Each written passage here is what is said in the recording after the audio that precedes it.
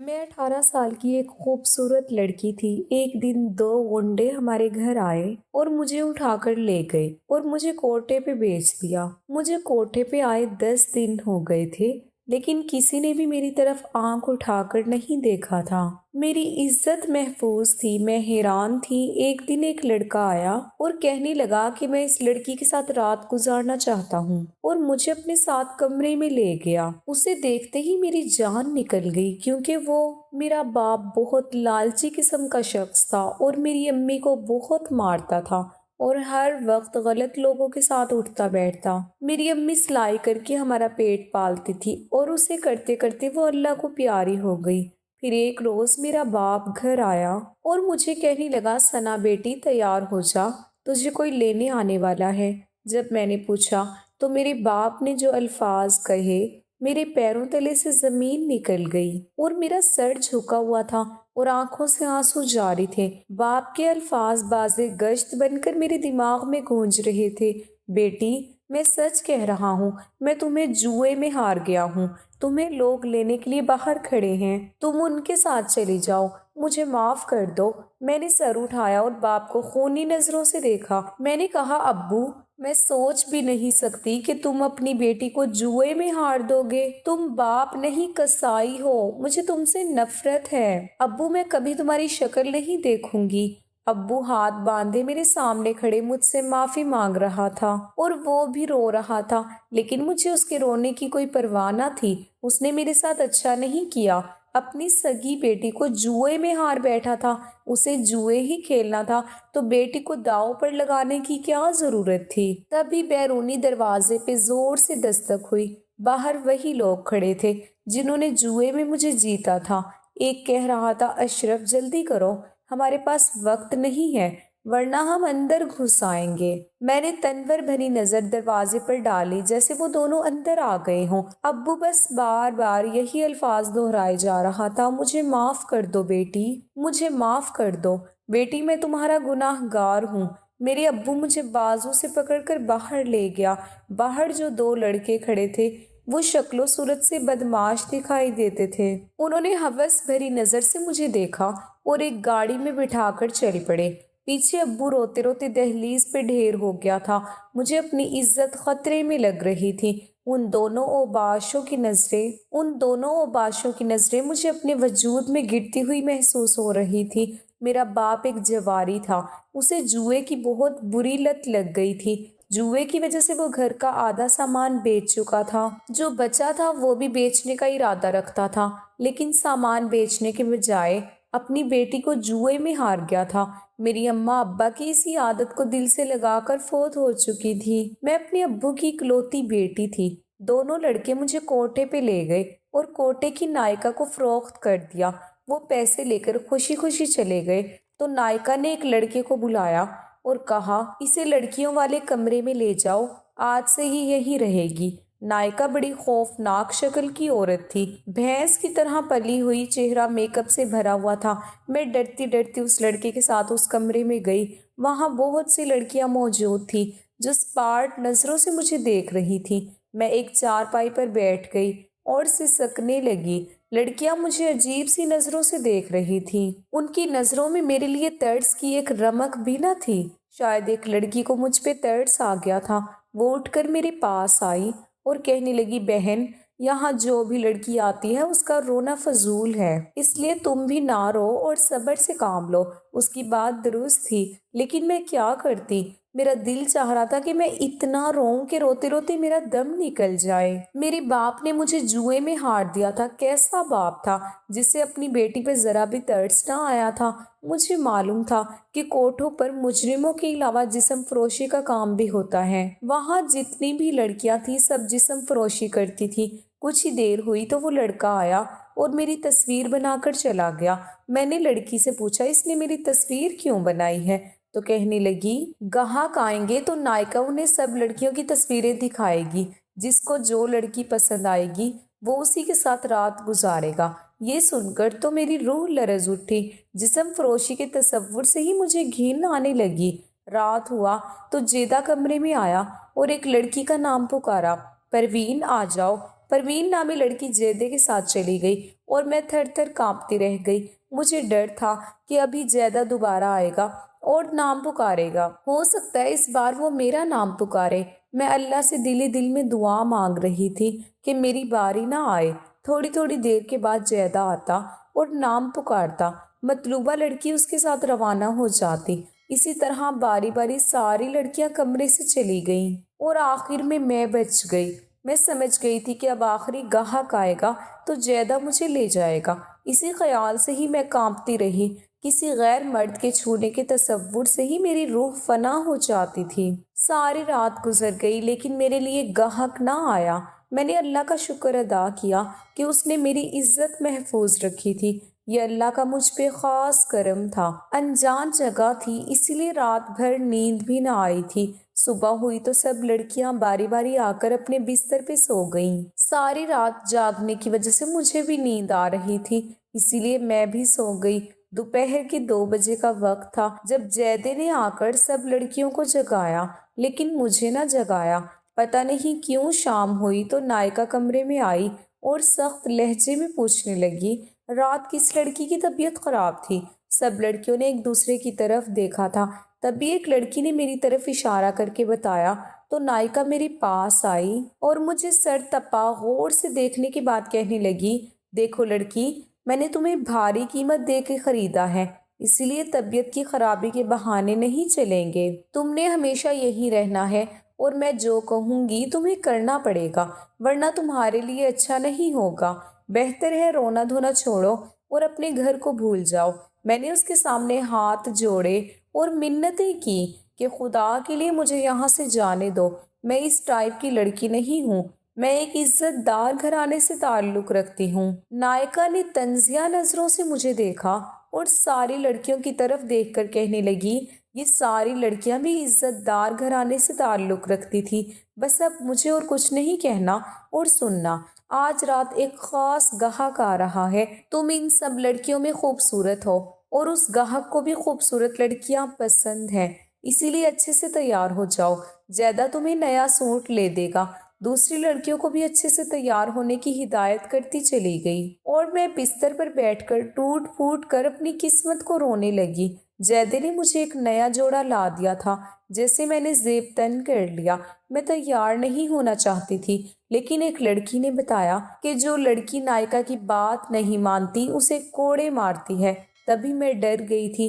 میں بھی دوسری لڑکیوں کی طرح تیار ہو کر اپنی جگہ پہ بیٹھ گئی۔ یہ سچ تھا کہ وہاں جتنی بھی لڑکیاں تھیں میں ان میں سب سے چھوٹی، اسمارٹ اور خوبصورت تھی۔ اسی لیے جب میں تیار ہو کر بیٹھی تو سب لڑکیاں مجھے رشک بھری نگاہوں سے دیکھ رہی تھیں۔ رات ہوئی اور گاہکوں کی آمد شروع ہو گئی۔ زیادہ حسب معمول کمرے میں آ کر لڑکی کا نام پکارتا اور وہ اس کے ساتھ چلی جاتی۔ نائکا کی بات میرے دماغ میں گونج رہی تھی کہ آج رات ایک خاص گاہک آ رہا ہے، اسے خوبصورت لڑکیاں پسند ہیں، شاید وہ مجھے پسند کر لے اور مجھے اس کے ساتھ رات گزارنی پڑے۔ وقت گزرتا رہا اور ساری لڑکیاں کمرے سے چلی گئیں اور آخر میں رہ گئی۔ اس رات بھی ایسا ہی ہوا تھا، میں ساری رات جاگتی رہی لیکن زیادہ مجھے بلانے نہ آیا۔ صبح ہوئی تو میں نے اللہ کا شکر ادا کیا، اس نے ایک بار پھر میری عزت بچا لی تھی۔ لڑکیوں کے آتے ہی میں بھی سو گئی۔ اب ایسا روزانہ ہونے لگا تھا۔ میری سمجھ میں نہیں آ رہا تھا کہ گاہک مجھے پسند کیوں نہیں کر رہے تھے۔ ایک طرف سے تو یہ اچھا تھا، بس میرے دماغ میں یہ سوچ آئی تھی کہ میں خاندان میں خوبصورتی کے لحاظ سے مشہور تھی۔ میرے کزنز مجھے رشک بھری نظروں سے دیکھتے تھے کیونکہ میرا باپ جواری تھا، شاید اسی لیے میرا کوئی رشتہ نہ آیا تھا۔ بعض اوقات والدین کے برے عیب لڑکی کی قسمت پر بدنما داغ بن جاتے ہیں اور یہی داغ ان کے رشتے میں رکاوٹ بن جاتے ہیں۔ میری ماں تو بہت اچھی اور صابر عورت تھی لیکن باپ اچھا نہیں تھا۔ اماں بتاتی تھی کہ ابا اس کا کزن تھا، اس نے باپ کے کہنے پر اس سے شادی کی تھی۔ شادی کے بعد اس کا برے دوستوں میں اٹھنا بیٹھنا شروع ہو گیا تھا جس کی وجہ سے اسے جوئے کی لت پڑ گئی تھی۔ کئی بار وہ جوئے میں بھاری رقم بھی جیت کر گھر آتا تھا۔ اماں کہتی تھی کہ ثنا کے ابا جوا کھیلنا چھوڑ دیں، یہ حرام کی کمائی ہے، اس سے کوئی فائدہ نہیں ہوتا۔ اگر جسم میں حرام کا ایک لقمہ بھی رہ جائے تو عبادتیں قبول نہیں ہوتی۔ تیری اس بری عادت کی وجہ سے ثنا کا رشتہ نہ آئے گا۔ اماں کی باتیں ابا پر اثر نہیں کرتی تھی، بلکہ وہ اماں کو ڈانٹ کر چپ کرا دیتا۔ اگر زیادہ تکرار ہوتی تو ابا اماں کو مارنے سے بھی گریز نہ کرتا۔ ابا وقت کماتا نہیں تھا، دن رات باپو برکت رہے تھے۔ تبھی اماں نے گھر بیٹھے سلائی کا کام شروع کیا۔ اماں تنخواہ لے کر آتی تو ابا کچھ پیسے زبردستی چھین لیا کرتا۔ ابا کی کرتوتوں کی وجہ سے ہی میرا رشتہ نہ آیا تھا، اور وقت گزرنے کے ساتھ ساتھ میری شادی کی عمر نکلتی جا رہی تھی۔ پھر ایک دن ابا گھر آیا اور روتے ہوئے کہنے لگا، بیٹی میں تمہیں جوئے میں ہار چکا ہوں، مجھے معاف کر دو۔ ایک تو ابا نے مجھ سے بہت بڑی زیادتی کی تھی، پھر وہ مجھ سے معافی بھی مانگ رہا تھا۔ جب اس نے مجھے جوئے کی شرط پر لگایا تو اسے اس وقت ہی سوچنا چاہیے تھا۔ اب تو معافی کی گنجائش ہی ختم ہو گئی تھی۔ میں اس کوٹے سے کسی طرح نکلنا چاہتی تھی۔ مجھے ایسی زندگی سے نفرت تھی۔ ایسی زندگی سے تو بہتر ہے کہ میں خود کو موت کے سپرد کر دوں۔ کم از کم ذلت سے تو بچ ہی جاؤں گی۔ لیکن مجھے وہاں سے بھاگنے کا کوئی راستہ دکھائی نہ دیا تھا۔ نائکا کے کوٹے کے گیٹ پر 2 گارڈز بیٹھے ہوئے تھے۔ مجھے کوٹے پر آئے 1 ہفتہ ہو گیا تھا، لیکن ابھی تک میں کسی گاہک کو پسند نہ آئی تھی۔ میں روزانہ رات اپنے بستر پہ جاگتے جاگتے گزارتی، پھر صبح ہی سوتی۔ سب لڑکیاں بھی حیران تھیں کہ 1 ہفتہ گزرنے کے باوجود ابھی تک میں کسی گاہک کو پسند کیوں نہ آئی تھی۔ ایک لڑکی نے اپنی ساتھی لڑکی سے میرے حوالے سے چیمگوئیاں بھی کی تھی۔ میں خاموشی سے سنتی رہی تھی۔ مجھے اپنے گھر کی بہت یاد آتی تھی۔ ایک بار بھی ابا مجھ سے ملنے نہ آیا تھا۔ شاید اسے معلوم نہیں تھا کہ جن کے ہاتھوں میں مجھے جوئے میں ہارا ہے وہ مجھے کوٹے پر بیچ گئے ہیں۔ ایک دن میں نے سوچا کہ مجھے نائکا سے بات کرنی چاہیے۔ میں اس کی منتیں کروں گی کہ مجھے یہاں سے جانے دے، اور میں کوئی کام وغیرہ کر کے اس کے پیسے اتار دوں گی۔ اس سے بات کرنے کا موقع ملا تو میں نے اس سے بہت منتیں کی، لیکن نائکا کسی بھی طرح نہ مانی، بلکہ کہنے لگی کہ کیا میں بے وقوف ہوں جو تجھے چھوڑ دوں؟ تو میرے لیے سونے کی چڑیا ہے، اور کمرے میں آ کے بہت روئی تھی۔ اللہ سے مدد مانگی تھی کہ وہ مجھے اس دلدل سے نکال دے۔ جب میں روتی تھی تو جیدہ مجھے ترس بھری نگاہوں سے دیکھتا، لیکن بات کوئی نہیں کرتا تھا۔ ایک رات جب سب لڑکیاں اپنے گاہکوں کے ساتھ رات گزارنے کمروں میں چلی گئیں تو میں اٹھ کر کمرے سے باہر نکل آئی۔ میں نے سوچا تھا کہ شاید مجھے یہاں سے بھاگنے کا موقع مل جائے۔ میں برآمدے میں پہنچی، لیکن مجھے نائکا تو کہیں نہ دکھائی دی، لیکن جیدے کے ساتھ ایک آدمی دکھائی دیا۔ اس آدمی کو دیکھتے ہی میرے پیروں تلے سے زمین نکل گئی۔ وہ آدمی ہمارے ہی محلے کا تھا۔ اس کا نام ارشد تھا۔ محلے میں معزز آدمی کے نام سے مشہور تھا۔ اس کی عمر 50 سال کے لگ بھگ تھی۔ وہ شادی شدہ اور جوان بیٹیوں کا باپ تھا۔ اسے کوٹھے پر دیکھ کر اس کی ساری شرافت کے پول کھل گئے تھے۔ زیدہ اسے میری ہی تصویر دکھا رہا تھا اور کچھ کہہ رہا تھا جو میں نہ سن سکی، اور میں کمرے میں چلی گئی۔ مجھے ڈر لگا ہوا تھا کہ کہیں وہ میرے ساتھ رات گزارنے کی حامی نہ بھر لے۔ وہ مجھے جانتا تھا کہ میں اشرف کی بیٹی ہوں اور میرا باپ جواری ہے۔ جب آدھا گھنٹہ گزر گیا اور جیدہ مجھے بلانے نہ آیا تو مجھے تجسس ہوا۔ پتہ نہیں جیدہ نے ارشد سے میرے بارے میں کیا بتایا تھا، اور میری تصویر دیکھ کر ارشد نے کیا کہا تھا۔ اگلے دن جب جیدہ ملا تو میں نے اس سے پوچھ ہی لیا۔ کہنے لگا، تم پوچھ کر کیا کرو گی؟ وہ آدمی تمہاری تصویر دیکھ کر حیران ہو رہا تھا کہ تم اس کوٹے پر کیسے پہنچی ہو۔ میں نے اسے بتایا کہ تمہارا باپ تمہیں جوئے میں ہار گیا تھا اور جوا جیتنے والے تمہیں یہاں بیچ گئے تھے۔ تمہارے علاوہ اور کوئی لڑکی نہیں تھی، اسی لیے وہ واپس چلا گیا تھا۔ میں نے سکون کی سانس لی اور پوچھا کہ اس نے میرے ساتھ رات کیوں نہیں گزاری۔ زیدہ نے غور سے مجھے دیکھا اور کہنے لگا، مجھے نہیں معلوم، بس کچھ دن انتظار کر لو۔ وہ چلا گیا اور میں دم بخور رہ گئی۔ زیدہ کی آنکھوں میں نہ جانے ایسا کیا تھا کہ اس نے مجھے سحر زدہ کر دیا تھا۔ اس کا یہ کہنا کہ بس کچھ دن انتظار کر لو مجھے الجھن میں ڈال گیا تھا۔ میں ساری رات اس کی بات پہ غور کرتی رہ گئی، کچھ سمجھ نہ سکی۔ البتہ مجھے جیدہ کی آنکھوں میں اپنے لیے محبت دکھائی دیتی۔ شاید وہ مجھے پسند کرنے لگا تھا۔ وہ خود بھی خوبصورت اور لمبے قد کا جوان تھا۔ دن گزرتے رہے اور میری عزت محفوظ رہی۔ نائکا نے بھی دوبارہ میرے بارے میں پوچھنا گوارا نہیں کیا تھا۔ تجسس تھا کہ بڑھتا ہی جا رہا تھا۔ میرے ساتھ رہنے والی لڑکیاں بھی حیران تھیں اور مجھے خریدنے کی کوشش کرتی تھی کہ ابھی تک مجھے کسی گاہک نے پسند کیوں نہیں کیا۔ ایک رات جب ساری لڑکیاں گاہکوں کے ساتھ کمرے میں چلی گئیں تو میں کوٹھا گھومنے کی غرض سے کمرے سے باہر نکلی۔ برآمدے میں جیدہ اور ایک آدمی بیٹھا دکھائی دیے۔ جیدہ کے ہاتھ میں موبائل تھا اور وہ آدمی کو میری تصویر دکھاتے ہوئے کچھ کہہ رہا تھا۔ آدمی کے چہرے کے تاثرات بدلتے جا رہے تھے۔ میں نے اس آدمی کو یہ کہتے سنا، نہیں بھائی نہیں، مجھے مرنے کا کوئی شوق نہیں ہے، میں کل پھر آ جاؤں گا، تم مجھے دوسری لڑکیوں کی تصویریں دکھانا۔ اتنا کہہ کے وہ چلا گیا اور میں تجسس میں پڑ گئی۔ میں جیدے سے پوچھنا ہی چاہتی تھی کہ وہاں نائکا آ گئی اور پوچھنے لگی، ہاں بھئی جیدے، گاہک کو نئی لڑکی پسند آئی؟ جیدے نے کہا کہ نہیں آئی، اس کے پاس پیسے کم تھے اور وہ تھوڑے پیسوں پر لڑکی کے ساتھ رات گزارنے کی ضد کر رہا تھا۔ میں نہیں مانا تو وہ چلا گیا۔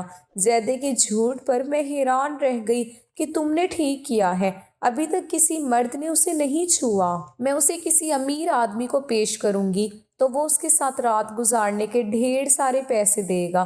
نائکا کی بات سن کر میرا دل کیا کہ میں اس پہ جھپٹ پڑوں اور اس کا گلا دبا دوں، لیکن میں اپنے ارادے کو عملی جامہ نہ پہنا سکے اور کمرے میں لوٹ گئی۔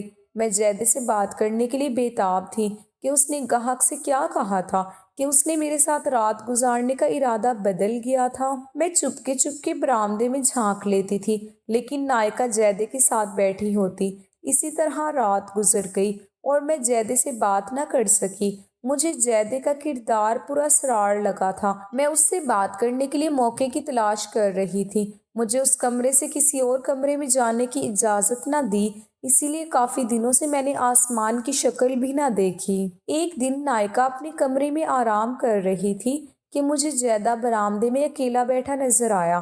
میں جلدی سے اس کے پاس پہنچی۔ مجھے دیکھتے ہی جیدہ بوکھلا گیا۔ اگلے ہی پل اس نے میرا بازو پکڑا اور مجھے ایک کمرے میں لے گیا۔ غصے سے کہنے لگا، تم اپنے کمرے سے باہر کیوں نکلی ہو؟ اگر نائکا نے دیکھ لیا تو تمہاری خیر نہیں ہوگی، جلدی سے اپنے کمرے میں جاؤ۔ میں اس سے پوچھنا چاہتی تھی، لیکن اس نے میری ایک نہ سنی اور مجھے کمرے میں بھیج دیا۔ مجھے بہت غصہ آیا، لیکن میں ضبط کر گئی۔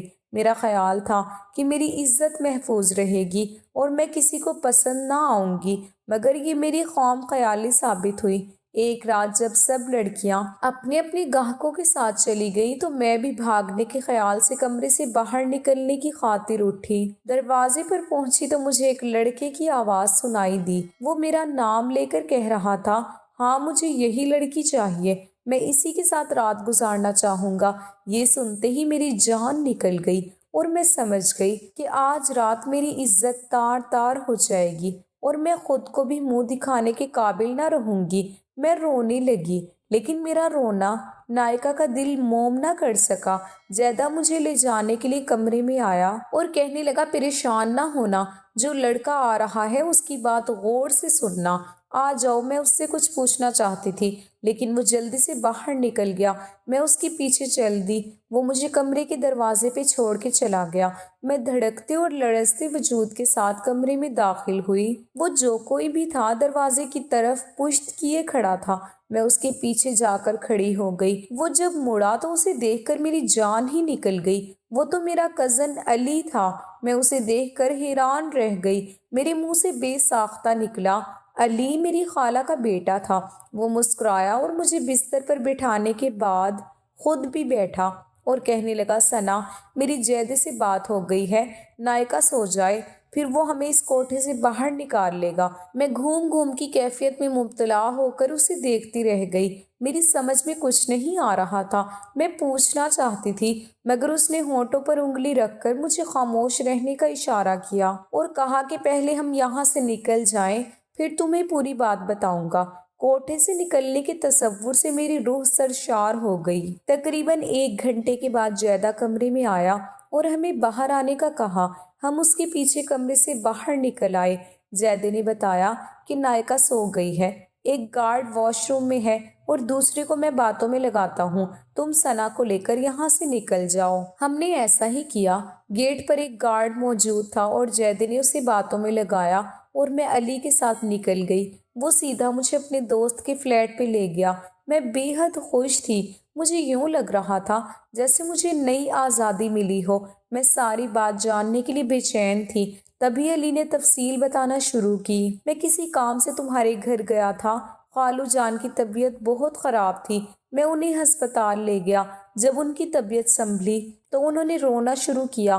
میرے اکسانے پر انہوں نے بتایا کہ وہ تمہیں جوئے میں ہار چکے ہیں اور دونوں لڑکوں نے تمہیں کوٹھے پر بیچ دیا ہے۔ مجھے افسوس بہت ہوا ثنا، میں تم سے بچپن سے محبت کرتا تھا اور تمہیں اپنانا چاہتا تھا، لیکن اماں نہیں مان رہی تھی۔ اماں کہتی تھی کہ ثنا کا باپ جواری ہے، لوگ کیا کہیں گے، تم کسی اور لڑکی کو پسند کرو۔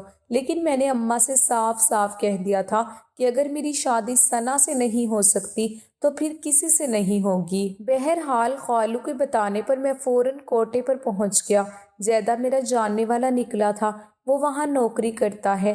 میں نے جیدے کو تمہاری تصویر دکھائی اور اس سے مدد کی درخواست کی تو اس نے وعدہ کر لیا۔ عیاش پرست لوگ جب تمہارے ساتھ رات گزارنے کی خاطر کوٹے پر جاتے تو جیدہ انہیں کہتا تھا کہ تم اس لڑکی کے ساتھ رات مت گزارو، اس لڑکی کو ایڈز ہے اور یہ زندگی کے دن گزار رہی ہے، اگر تمہیں ایڈز ہو گئی تو تم بھی مر جاؤ گے، اسی لیے تمہارے ساتھ کوئی بھی رات گزارنے پہ راضی نہ ہوتا۔ ہم موقع کی تلاش میں تھے، تمہیں کوٹھے سے نکالنا بہت مشکل تھا، لیکن میں نے ہمت نہیں ہاری۔ آج ہمیں موقع مل گیا تھا تو اس نے مجھے فون کیا۔ جیدے نے نائکا کی چائے میں نشے کی دوا ملا دی تھی، اب وہ صبح سے پہلے ہوش میں نہیں آئے گی۔ گارڈ کا مسئلہ تھا تو ایک گارڈ اتفاق سے واش روم گیا ہوا تھا، دوسرے کو جیدے نے باتوں میں لگا دیا تھا۔ اب تمہارے بھاگنے کا الزام جیدے پر نہیں آئے گا، میں تمہیں صبح گھر لے جاؤں گا اور ہم دونوں سادگی سے شادی کریں گے۔ کیا تم مجھ سے شادی کرنا چاہو گی؟ علی کی باتیں سن کر میرے اندر سکون کی لہر دوڑ گئی تھی۔ میں نے اللہ کا شکر ادا کیا تھا، ساری بات میری سمجھ میں آ گئی تھی کہ میری عزت اگر محفوظ رہی تو علی اور جیدے کی وجہ سے۔ اس کا صلہ تو میں جیدے کو نہیں دے سکتی تھی، لیکن اس کا اجر اللہ پاک اسے ضرور دے گا۔ صبح ہوتے ہی میں علی کے ساتھ خالہ کے گھر پہنچ گئی اور علی نے سب کچھ اپنی ماں کو بتایا۔ میری خالہ بھی ہماری شادی کرنے پر راضی ہو گئی اور اسی شام ہی ہمارا سادگی سے نکاح ہو گیا۔ ہمارے نکاح میں میرے باپ نے بھی شرکت کی تھی۔ وہ بہت شرمندہ تھا اور بار بار مجھ سے معافیاں مانگ رہا تھا۔ آخر میں نے ابا کو معاف کر دیا اور علی کے ساتھ زندگی گزارنے لگی۔ ویڈیو اگر پسند آئے تو لائک اور شیئر ضرور کیجیے گا اور ہمارے چینل کو ضرور سبسکرائب کیجیے گا تاکہ ہر آنے والی ویڈیو کا نوٹیفیکیشن بر وقت آپ کو مل سکے۔